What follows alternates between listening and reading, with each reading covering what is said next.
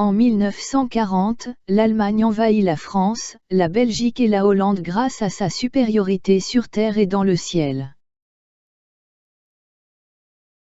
C'est aussi la bataille d'Angleterre qui voit s'affronter sur les côtes de la Manche, la Luftwaffe allemande et la chasse anglaise composée de Spitfire, d'Hurricane et de B-17 Flying Fortress. La ville de Londres renferme une quantité inimaginable d'aménagements importants au point de vue militaire. Des cales gigantesques bordent tout le long de la rive de la Tamise jusqu'à son embouchure.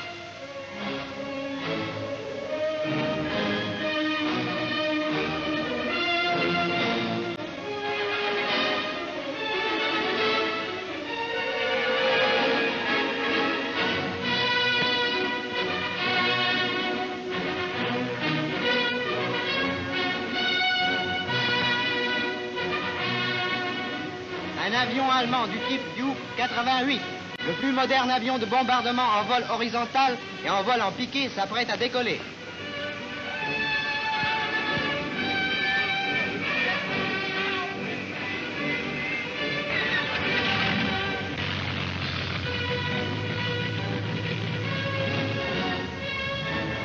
La grande attaque sur Londres commence.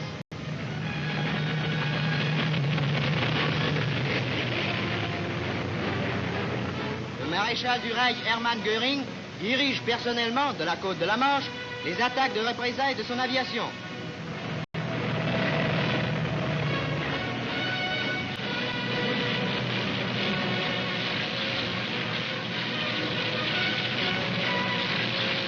Sans répit, les avions allemands s'envolent vers l'Angleterre.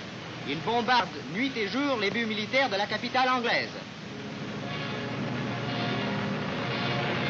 Attaque d'un champ d'aviation camouflé.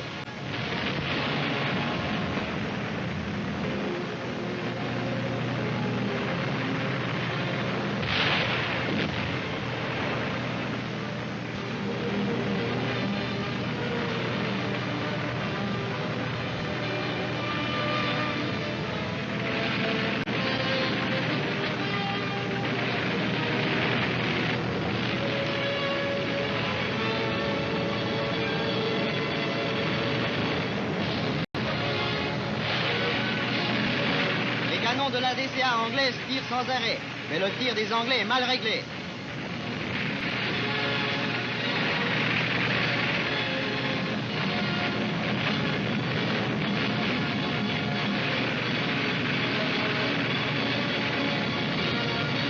Les docks de Londres sont en feu.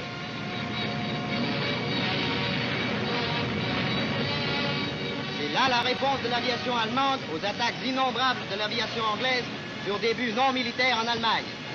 L'Angleterre stoppe l'aviation allemande lors de la bataille d'Angleterre.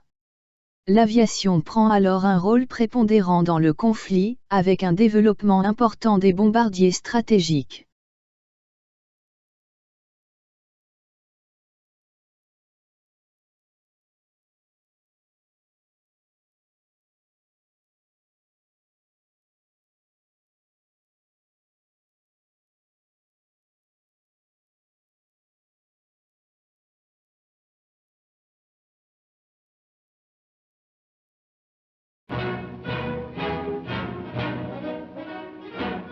Sur un aérodrome de Londres, le capitaine Bader présente au maréchal de l'air Hugh Dowding les pilotes qui ont pris part voici 5 ans à la bataille d'Angleterre de septembre 1940.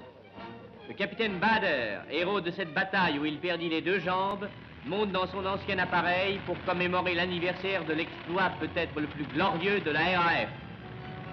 La Grande-Bretagne, attaquée par une aviation allemande qui se croyait maîtresse du ciel, jeta alors dans les airs ses chasseurs.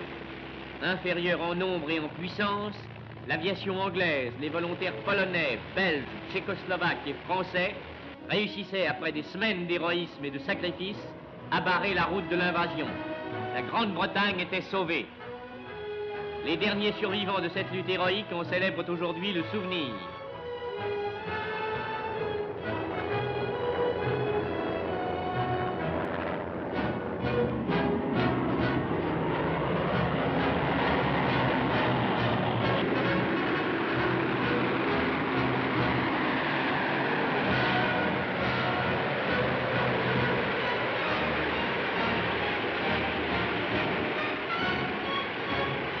Ces appareils sont les mêmes qui ont dressé devant les Allemands le premier rempart et porté le premier coup d'arrêt à leur puissance et à leur orgueil. Ils ont bien mérité de survoler aujourd'hui dans un ciel paisible la capitale qu'ils ont protégée.